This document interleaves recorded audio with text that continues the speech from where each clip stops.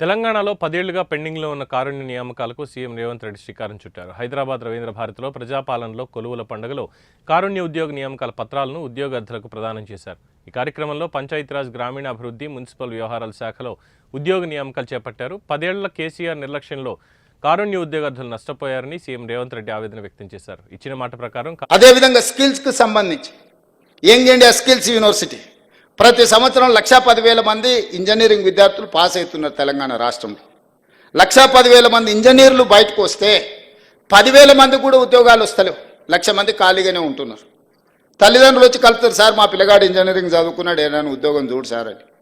మన ఢిల్లీలో bill gates వస్తే ఒక ఆయన వచ్చింది, సార్ బిల్ గేట్స్ వచ్చింది కానీ నువ్వు చెప్తావు ఉద్యోగం ఇవ్వడమ్మా పిల్లగానికి ఇవ్వండి అని. ఎట్లా వస్తుంది అంటే, సార్ మరి ఇంజనీరింగ్ చదువుకున్నా నాకేం తెలుసు సార్ అని. అందుకే తీసుకుంటున్న సర్టిఫికెట్కి మనకున్న నైపుణ్యానికి పొంతన లేదు. డిమాండ్ అండ్ సప్లైలో చాలా గ్యాప్ ఉంది.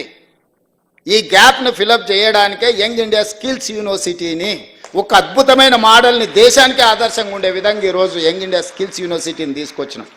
మన పిల్లలకు సాంకేతిక నైపుణ్యాన్ని పెంపొందించడం ద్వారా ఉద్యోగమే కాదు స్వయం ఉపాధి కూడా వాళ్ళు కల్పించుకోవడానికి అవకాశం ఉంటుంది.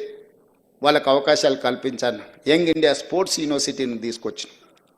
ఇవన్నీ మీరు చేసిన ఉంటే యంగ్ ఇండియా స్కిల్స్ యూనివర్సిటీ కానీ యంగ్ ఇండియా స్పోర్ట్స్ యూనివర్సిటీని కానీ లేకపోతే young India integrated residential schools for SC ST BC and minority పిల్లలకు మీరు నిర్మించి ఉంటే ఇవన్నీ కూడా నాకు అవకాశమే రాకపోవు కదా.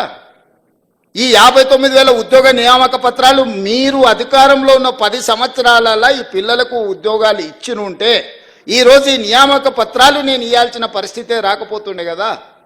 మీ కుటుంబంలో నియమించుకున్న కారుణ్య నియామకాలు అదే కారుణ్యము ఈ పిల్లల మీద చూపించుంటే 500 కుటుంబాలకి ఇవాళ రవీంద్ర భారతిలో నేను కారుణ్య నియామకాలు ఇవ్వాల్సిన అవకాశమే ఉండకపోతుండే కదా. 10 ఏళ్ళు మీరు ఏవేవైతే చెయ్యలేదో